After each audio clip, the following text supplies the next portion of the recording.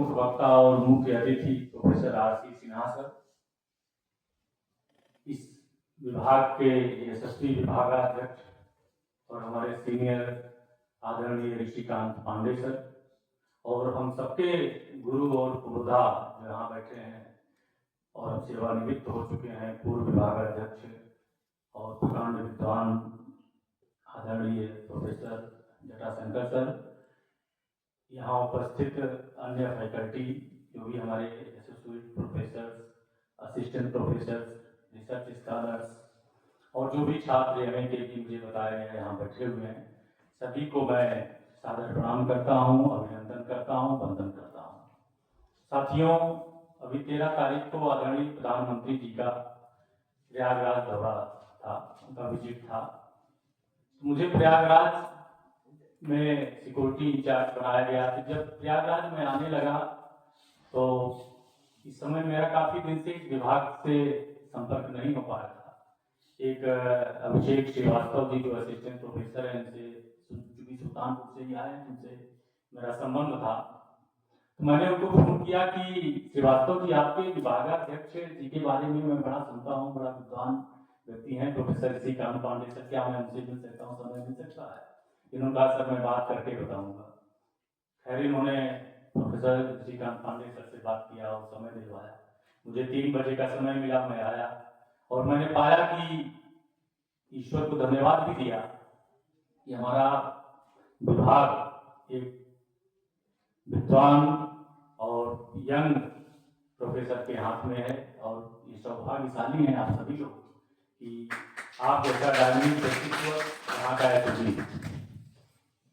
साथियों, मैं दर्शन और इन विषयों पे नहीं बोलूँगा क्योंकि इतने बड़े बड़े प्रकांड विद्वान बैठे हैं, तो इस पर मैं क्या बोलूँ, लेकिन मैं अपने अनुभवों के बारे में, यहाँ के संस्मरणों के बारे में जरूर आप लोगों से शेयर करना चाहता हूँ। आज से लगभग 30 साल पहले जहाँ आप लोग बैठे हैं वहीं हम लोग बैठा करते थे, और professor DN. Dubey ji sir थे, प्रोफेसर रामलाल गुरु जी थे, संगमलाल पांडे गुरु जी उसी साल शायद रिटायर हो गए थे, प्रोफेसर जटाशंकर सर थे, प्रोफेसर एच.एस. उपाध्याय सर थे, तमाम और प्रोफेसर थे जिनका नाम मैं नहीं ले रहा हूँ। सारे लोगों ने ऐसा वातावरण यहाँ क्रिएट किया था कि वास्तव में लगता था कि ये प्राचीन काल का गुरुकुल है। इसलिए मैं कहता हूँ कि इलाहाबाद विश्वविद्यालय यहाँ अध्यापक नहीं होते। मैं हमेशा जहाँ जाता हूँ ये बताता हूँ, अध्यापक, शिक्षक और गुरु में अंतर है। अध्यापक वो है जो आपका कोर्स है, जैसे इंडियन फिलॉसफी में खंड दर्शन पढ़ाना है, जो आपके सिलेबस में आके पढ़ा के चला जाए वो अध्यापक है। शिक्षक वो होता है जो आपका कोर्स भी पढ़ाए और जो नए नए इनोवेशन हो रहे हैं समाज में, जो डेवलपमेंट्स हो रहे हैं, नए नए टेक्नोलॉजी आ रही हैं, नए नए रिसर्चेज हो रहे हैं, उनके बारे में भी बताए। लेकिन गुरु वो होता है जो न केवल आपके इनोवेशंस के बारे में, रिसर्चेज के बारे में, आपके कोर्स के बारे में बताए, बल्कि आध्यात्मिक जगत के बारे में, जैसा कि ये भी प्रोफेसर आर.सी. सिन्हा ने कहा, जो आध्यात्मिक चेतना है उसके बारे में भी आपको आगाह करे, आपको बताए। इसलिए अध्यापक, शिक्षक और उसके ऊपर गुरु। मुझे इस बात की प्रसन्नता है कि यहाँ अध्यापक नहीं है, यहाँ सब लोग गुरु हैं। इसलिए यहाँ पैर छूने की परंपरा है। अन्य यूनिवर्सिटी में आप जाए, हम तो सब जगह गए हैं, कई यूनिवर्सिटी में जाते रहते हैं, मैं मोटिवेशनल स्पीच भी देता रहता हूँ। तो मैं कई IITs में गया हूँ, IIMs में गया हूँ, अभी हैदराबाद यूनिवर्सिटी में गया था, राष्ट्रीय रक्षा विश्वविद्यालय गांधीनगर भी गया था, सोमनाथ संस्कृत यूनिवर्सिटी में। ये अकेली यूनिवर्सिटी है जहाँ पैर छूने की परंपरा है गुरुओं की। ये गुरुकुल है, इसलिए ये परंपरा है। इसलिए जो, और क्योंकि ये गुरुकुल है, गुरु की परंपरा है, इसलिए आपका दायित्व भी बढ़ जाता है। जो भी 12-14 लोग असिस्टेंट प्रोफेसर के रूप में सिलेक्ट हुए हैं, उनसे मेरा अनुरोध है कि जो परंपरा गुरुओं ने स्थापित की है, आप उसके ट्रस्टी हैं, न्यासी हैं, उसको न बढ़ाइए और ज्यादा, कम से कम जितना उन्होंने बरकरार रखा है उसको आगे बढ़ाने का काम करिएगा। क्योंकि एक दिन तो जो HOD साहब हैं वो रिटायर हो जाएंगे, आगे आप लोगों के नेतृत्व में इस विभाग को चलना है। इसलिए मेरा आप सबसे अनुरोध है कि इस विभाग को आप लोग अनुशासित रखते हुए इसको आगे बढ़ाइए। मैं असिस्टेंट प्रोफेसर से इसलिए विशेष रूप से कह रहा हूँ कि भगवद गीता में भगवान श्री कृष्ण ने कहा कि यह यदाचरते श्रेष्ठ तद्देवेतरोजना शायद प्रमाणम कुर्ते लोकस तद अनुवर्तते। श्रेष्ठ पुरुष जैसा जैसा आचरण करते हैं, वो जो प्रमाण अपने पीछे छोड़ते हैं, जन सामान्य उसी का अनुकरण करता है। हम लोग जब पढ़ते थे रिसर्च स्कॉलर्स, उसमें टीचर्स बहुत कम थे, प्रोफेसर पढ़ाते थे और भी जो लोग थे पढ़ाते थे, लेकिन कुछ क्लासेस रिसर्च स्कॉलर्स भी लेते थे, तो उनका भी आचार विचार हम लोग वाच करते थे। अब कोई अध्यापक, कोई टीचर सिगरेट पीता हुआ जा रहा है, उसके बारे में आप लोगों की क्या धारणा बनेगी, आप मुझे बताइए। मैं इसीलिए कह रहा हूं, आपका एक मैं कहता हूं कि अध्यापकों का चरित्र चिंतन, कार्य व्यवहार और पुलिस वालों का कार्य व्यवहार और चिंतन पब्लिक, या हम लोगों को पब्लिक देखती है, और जो यहाँ प्रोफेसर असिस्टेंट प्रोफेसर हैं उनको यहाँ के स्टूडेंट्स देखते हैं। आज भी जितने टीचर्स हम लोगों को पढ़ाए हैं, सबके कार्य आचरण के बारे में सीआर हम लोग लिख रख लेते हैं। भले हम हो, लेकिन वो आजीवन याद रहता है, मृत्यु पर्यंत, मृत्यु तक वो याद रहेगा कि प्रोफेसर जटाशंकर सर कैसे थे, प्रोफेसर रामलाल सर कैसे थे, प्रोफेसर संगमलाल पांडे सर कैसे थे, प्रोफेसर दीन द्विवेदी सर कैसे थे। सबके बारे में स्टूडेंट्स रखते थे। इसलिए जो यहाँ पे असिस्टेंट प्रोफेसर से नियुक्त हुए, उन सबसे मेरा अनुरोध है कि कोई ऐसा कार्य मत करिएगा कि जो इस विभाग की गरिमा को ठेस पहुंचाए। मैं एक पूरा छात्र होने के नाते ये बता रहा हूं, मैं यहाँ कोई प्रवचन देने नहीं आया, क्योंकि मैं इस विभाग का छात्र हूं और ऐसी गौरवशाली परंपराएं हमने इस विभाग में देखी हैं। अभी हम लोगों ने प्रोफेसर आर.डी. रानाडे को श्रद्धांजलि दी, पुष्प अर्पित किया, उनका नाम पूरे वर्ल्ड में है, उनकी किताबें पढ़ने पे लोग आह्लादित होते हैं। तो आप उस परंपरा के संवाहक, इसलिए इस परंपरा को बरकरार रखिए। पहली बात तो ये जो मैं आप लोगों से ये शेयर करना चाहता हूं। दूसरी चीज जो मैं आप लोगों से, मैं मूल रूप से छात्रों से बात कर रहा हूं, जो प्रोफेसर हैं वो मूल तो मुझे पढ़ाए, मैं उनको क्या लेक्चर दे सकता हूं। इसलिए दूसरी चीज मैं ये बताऊंगा कि अच्छे लोगों की संगति करिए। आप लोग यहाँ पढ़ने आए हैं, माता पिता जी आपको पैसा दे रहे हैं, यहाँ आप पढ़ रहे हैं, इसलिए हमेशा अच्छे लोगों की संगत करिए। मेरा दावा है इस जगह में करके जा रहा हूं कि अगर कोई लड़का यहाँ बीए ठीक से पढ़ ले, सारा क्लास अटेंड कर ले, जितना यहाँ के गुरुजन वृंद पढ़ाते हैं वो लेक्चर घर पे जाकर रिवीजन कर ले, उसको सिविल सर्विसेज चाहे पीसीएस हो चाहे आईएएस हो, निकलने से कोई नहीं रोक सकता। ये मेरा अपना अनुभव के आधार बता रहा हूँ, क्योंकि सारी परीक्षाएं मैंने लिखी, इतनी अच्छी पढ़ाई यहाँ होती है। प्रोफेसर जटाशंकर सर बैठे हैं, इथिक्स पढ़ाते थे हम लोग, इनका ये एक वाक्य हम लोग नोट करते थे। आज भी इनके लेक्चर्स को उस समय, क्योंकि वीडियो बनने का और ये सब व्हाट्सएप यूनिवर्सिटी नहीं होती थी, तो कोई किसी का वीडियो नहीं है, लेकिन एक एक शब्द हम लोग याद करते थे, घर जाके रिवीजन करते थे, और टीचर्स के घर भी जाके हम लोग पढ़ते थे। अगर नहीं किसी को समझ आ रहा है, प्रोफेसर हरिशंकर उपाध्याय थे और गुरु जी जटाशंकर जी, जितने लोग थे सबके यहाँ लोग बेहिचक जाते थे, अपनी बात रखते थे, पूछते थे, सब बताते थे, चाय पानी भी कराते थे, समस्या का समाधान भी करते थे। यहाँ ये परंपरा है, इसलिए असिस्टेंट प्रोफेसर भी इस परंपरा को जाने समझे। आपका अनुशासन ये सब बच्चे देखते हैं, बीए वाले first year, second year, third year वाले सब वाच करते हैं, तो अच्छे लोगों की संगत है। मैं महाभारत का एक उदाहरण देना चाहता हूं, अच्छे लोगों का अच्छी और बुरी संगत का क्या नतीजा होता है। जब महाभारत का युद्ध अवश्यंभावी हो गया था, महाभारत का युद्ध अब होना ही होना है, तो अंतिम आशा की किरण बन के भगवान श्री कृष्ण हस्तिनापुर राज्यसभा में गए, और उन्होंने जो सार्वजनिक बात की तो आप सब देखते होंगे, पढ़ते होंगे, लेकिन उन्होंने दुर्योधन को अकेले बुला समझाया कि पांडव तुम्हारे भाई हैं, आधा राज्य क्यों नहीं दे देते? नहीं आधा राज्य दे सकते, 5 गांव ही दे मान जाएंगे। तो दुर्योधन ने स्वीकार किया कि भगवान मैं जानता हूं वो मेरे भाई हैं और आधा राज्य देने में कोई बुराई नहीं।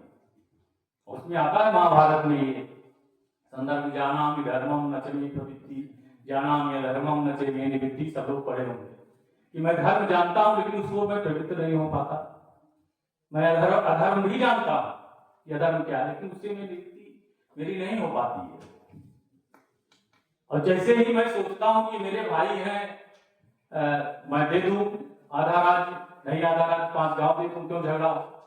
क्योंकि मेरे अंदर का अहंकार, मेरे अंदर का विकार ये का होता है सुचक्रम नहीं उदास्यामी बिना युद्धे निकेश्वर, कि सुई की नोक के बराबर भी जमीन नहीं दूंगा बिना युद्ध के। तो श्री कृष्ण जी ने बहुत बड़ी बात कही। उन्होंने कहा दुर्योधन ये तुम्हारा दोष नहीं है, ये तुम्हारी संगति का दोष है।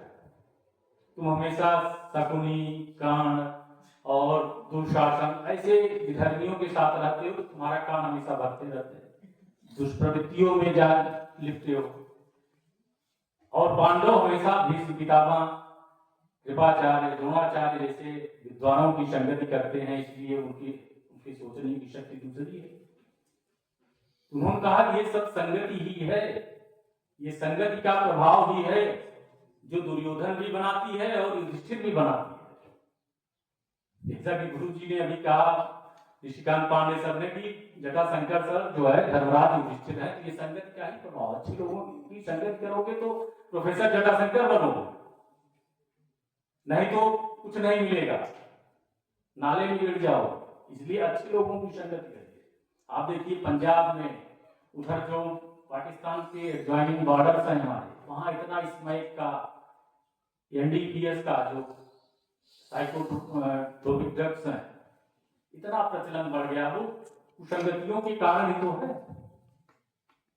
इसी को साइकोलॉजी में पीयर ग्रुप प्रेशर कहते हैं। आप लोग जानते होंगे पीयर ग्रुप प्रेशर, कितने लोग जानते हैं पीयर ग्रुप? स्टूडेंट्स बताएं, इसका नाम सुना आप? Peer group pressure, assistant professor सुना बताएं, जो स्टूडेंट्स हैं हमें रिसर्च इसका नहीं, अगर पढ़े तो पढ़ लीजिएगा।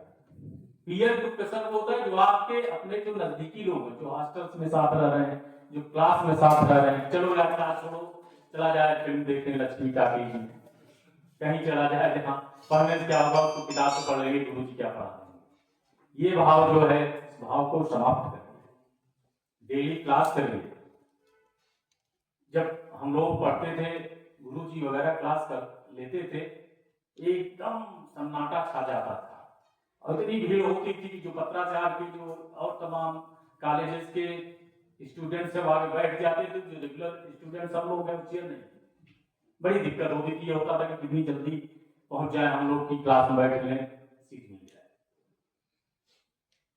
और इसके लिए जब आप तैयारी करें, मैं अभी भी 3-4 घंटे पर डे पढ़ता हूँ, आईपीएस अधिकारी हूँ, मैं किताब भी लिख रहा हूँ, मेरी सनातन धर्म संस्कृति पे मैं लेख भी लिखता हूँ, भारतीय इंडियन कल्चर पे लिखता हूँ, मैंने सब कोई किया लिखा, और मैं किताब भी लिख रहा हूँ। अभी मैं कणाद के परमाणुवाद पे एक अध्याय उस पर लिख रहा हूँ, तो मुझे कुछ कंफ्यूजन हुआ। मैंने असिस्टेंट प्रोफेसर अभिषेक कुमार से डिस्कस किया, कुछ मैटर तुम्हारे पास हो भेजो, इन्होंने कुछ भेजा, कुछ हमने वैशेषिक सूत्र उसको की किताब मंगाई, उससे पढ़ा, तो मैं लिख रहा हूँ। मैंने पाया कि हमारे ज्ञान विज्ञान जो है वो उनको पढ़ाया ही नहीं गया हम लोग। अच्छा, हम लोग या जितने भी लोग हैं, आप लोग भी उस समय ये रहता है परीक्षा पास करो, कितने नंबर लाते हो, आईएएस निकालो, पीसीएस निकालो, कंपटीशन निकालो, बस इसी में।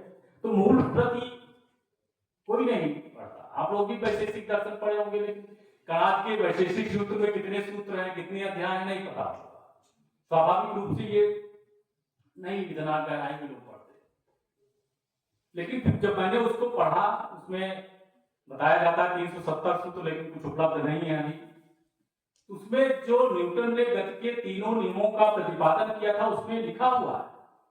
पहले तो मैं समझता था कि लोग ऐसे ही लिख देते हैं लेख वगैरह, कि हमारे यहाँ ये पहले से ही प्रतिपादित था। जब मैंने पढ़ा तो उसमें पाया कि वो तीनों नियम गुरुत्वाकर्षण के सिद्धांत उसमें वर्णित है। जो डाल्टन ने परमाणुवाद की आज बात कही, हमारे यहाँ कितने पहले परमाणु की बात कल्पना की गई थी, और कहाँ कितने बड़े परमाणुवादी थे कि जब वो मरने लगे कहा जाता है कि उनसे कहा गया कि भगवान का नाम लीजिए, परमाणु छोड़िए, तो उन्होंने कहा पीलवा पीलवा पीलवा, मतलब परमाणु परमाणु ऐसा कहा जाता है, ऐसा हमने पढ़ा कहीं पे। इतने बड़े, लेकिन उन्होंने अपनी सनातन धर्म संस्कृति को नहीं छोड़ा, जो मूल धारा हमारे भारतीय दर्शन की है आध्यात्मिकता, उन्होंने उसको उसका परित्याग नहीं किया, और उन्होंने सूत्र में लिखा कि ये तो विदुर सिद्धि सा धर्म, धर्म वो है जो भौतिक और आध्यात्मिक दोनों प्रकार की सिद्धियों की पूर्ति करे।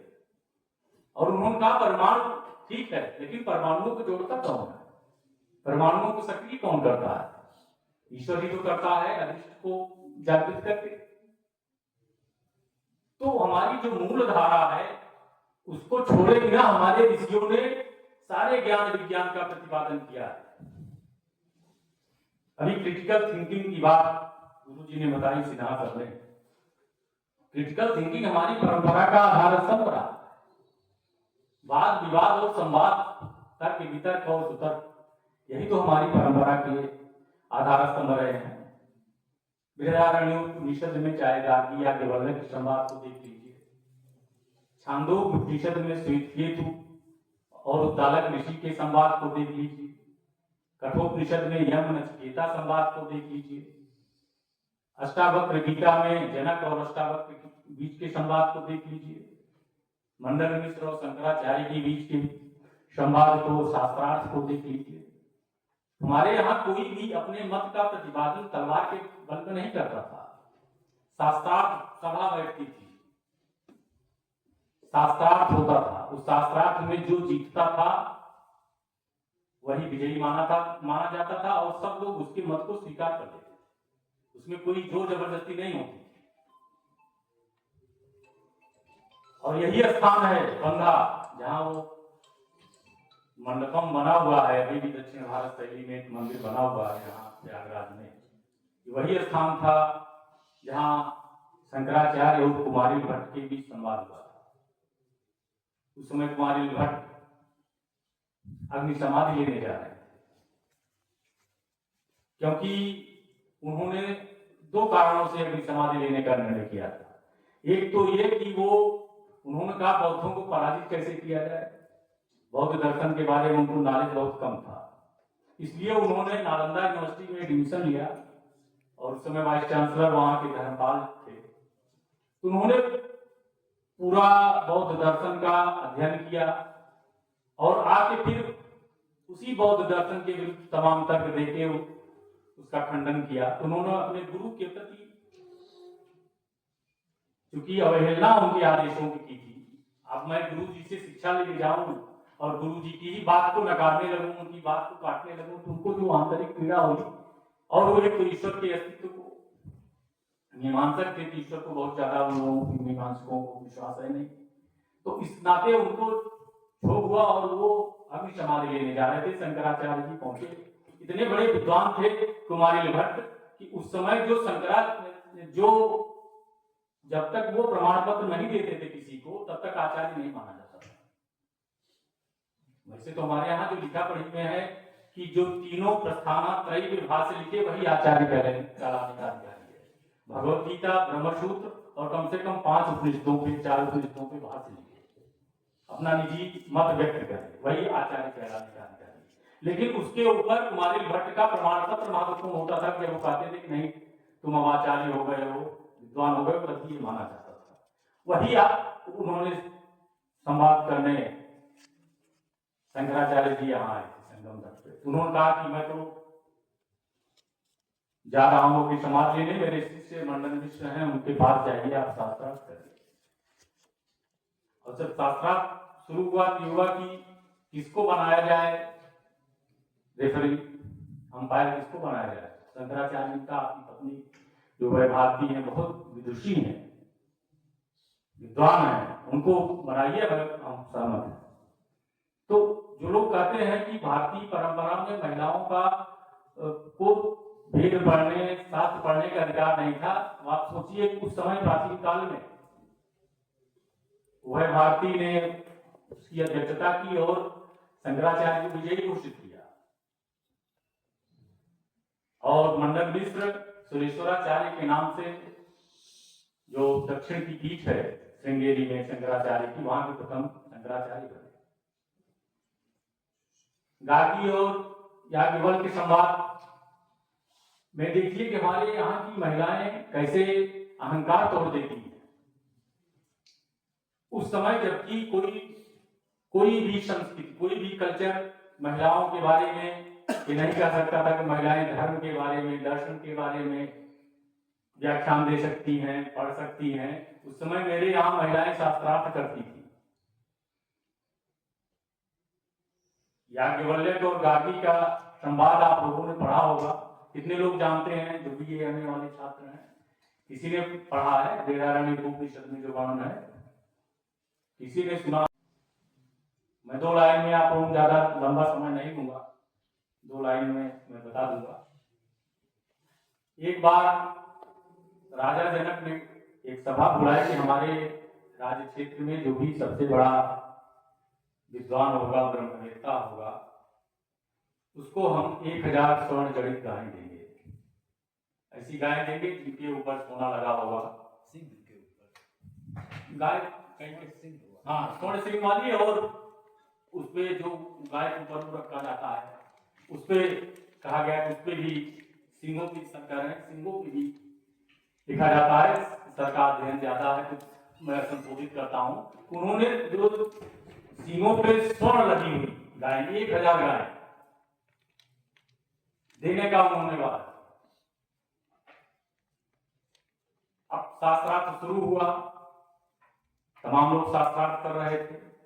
इस बीच याज्ञवल्क्य ऋषि आए और उन्होंने कहा कि अपने शिष्यों से सब गाय ले चलो, जितने भी सोना चांदी इसमें लगा है सब ले चलो। हमको कौन हरा सकता, मैं तो जीता हुआ हूँ। और उन्होंने पारी पारी करके हराया भी लोगों को। जब जाने लगे तो गार्गी ने कहा, मयूर अभी हम आए, अब हमसे शास्त्रार्थ करिए। तो गार्गी और उनका शास्त्रार्थ शुरू हुआ याज्ञवल्क्य का। काफी लंबा शास्त्रार्थ चला। उसको मैंने बृहदारण्यकोपनिषद एक बार मंगाया था, पढ़ा था। संस्कृत का विद्यार्थी मैं नहीं रहा, लेकिन उसका हिंदी वर्जन मैंने पढ़ा था। तो अंत में याज्ञवल्क्य काफी उत्तेजित हो गए, हारते हारते बचे। लेकिन उनका उद्देश्य गार्गी का ये नहीं था कि मैं ऋषि को हरा दूं। उनका उद्देश्य केवल अहंकार तोड़ना। याज्ञवल्क्य का अहंकार टूट जाए कि मैं ही सबसे बड़ा ब्रह्मज्ञानी हूं। याज्ञवल्क्य समझ गए थे कि अगर कुछ देर और शास्त्रार्थ चलता तो मैं हार सकता था। ये भान उनको हो गया। और गार्गी ने बाद में उनकी पर्सनल जीवन पे भी कई प्रश्न पूछे कि आपकी तो 2 पत्नियां हैं, जो शादी क्या कर लेता है कैसे ब्रह्मज्ञानी हो सकता है? उस पर भी तमाम तर्क वितर्क चले। तो अंत में याज्ञवल्क्य ऋषि को भान हुआ और उन्होंने सारी गायें वापस कर दी। तो ये जो हमारे संवाद हैं उपनिषदों के, चाहे यमुना नचिकेता संवाद हो, उसका भी कोई जीवन का उद्देश्य है। चाहे उद्दालक केतु का संवाद हो, उसका भी उद्देश्य है। अहंकार रहित जीवन सबसे बड़ा जीवन। इसीलिए विद्या ददाति विजयम। आप बहुत पढ़ लिख लिए, अगर विनय नहीं है तो वो विद्या बेकार है। बहुत लंबा भाषण मैं नहीं दूंगा, आधे घंटे का समय गुरु जी ने मुझे दिया था, यशोरी साहब ने। लेकिन मैं इतना कहूंगा बस जाते जाते कि माता पिता गुरु प्रभुकर वाणी विनय विचार करो शुभ जानी। माता पिता और गुरु जो कहते हैं वो स्वतः प्रमाण है। उसके लिए किसी प्रमाण की जरूरत नहीं। आप लोग फिलॉसफी के छात्र हैं, 2 प्रकार के प्रमाण होते हैं, स्वतः प्रमाण पड़ता, वो स्वतः प्रमाण है, इसलिए किसी अन्य प्रमाण की जरूरत नहीं है। माता पिता और गुरु जो यहाँ बैठे हैं, आपको गुरुजन बिंद पढ़ाते हैं, ये जो कहते हैं वो ब्रह्मवाक्य मान करके, आप तो वाक्य मान करके उसका पालन करिए, तभी आप जीवन में आगे बढ़ पाएंगे। और जब कभी सेवा में आइएगा तो समाज की सेवा का व्रत लेकर के आगे बढ़िएगा। ईशावास्यमिदं सर्वं यत् किंचित जगत्याम जगत। जो कुछ भी है जगत में सब ईश्वर की है, आपका कुछ नहीं, आप केवल ट्रस्टी हैं। इसलिए तेन त्यक्तेन वंचिता, इसलिए त्याग पूर्वक भोग करिए। मां विद्या कृष्ण, ये श्लोक ऐसा श्लोक है जिसने गांधी जी के ट्रस्टीशिप सिद्धांत का जो आधार है, ये वो श्लोक है जो जिससे प्रेरित होकर विनोबा भावे ने भूदान आंदोलन शुरू किया। गांधी जी भी कहते थे ट्रस्टीशिप सिद्धांत क्या था, गांधी जी का यही तो था कि जो कुछ भी है आपके पास संपत्ति या धन, वो समाज की धरोहर है, आप उसके ट्रस्टी हैं, मालिक नहीं। इसलिए उसमें से आपको उतना ही लेने का अधिकार है जितना जीवन यापन के लिए, सामान्य जीवन के लिए आवश्यक है। इसलिए इन बातों को ध्यान में रखकर आप लोग इस विश्वविद्यालय की गरिमा बढ़ाइए और हम लोगों से भी उच्च पदों पर पदस्थ होइए। यहाँ का आदर्श वाक्य भी है कि जितनी शाखाएं उतने वृक्ष। हर छात्र यहाँ का इंस्टीट्यूशन है, हर छात्र संस्था है, जो जहां है वही अपने आप में इंस्टीट्यूशन है। इसलिए आप लोग इस आदर्श वाक्य को आगे बढ़ाएं और जो गुरुकुल की ये परंपरा रही है, जो इतने बड़े बड़े लोग इसमें रहे हैं, उनकी परंपरा को आप लोग आगे बढ़ाइए। यही शुभकामनाएं मेरी हैं। गुरुओं को सादर प्रणाम करता हूँ। यदि इसमें से कोई मैं गलत कहीं बोला हूँ, हो सकता है गलत आप लोगों का छात्र हूँ, कहीं गलत बोल दिया, कोई बात क्षमा करिएगा। मैं अपनी बात को समाप्त करता हूँ, वाणी को विराम देता हूँ। सभी को प्रणाम।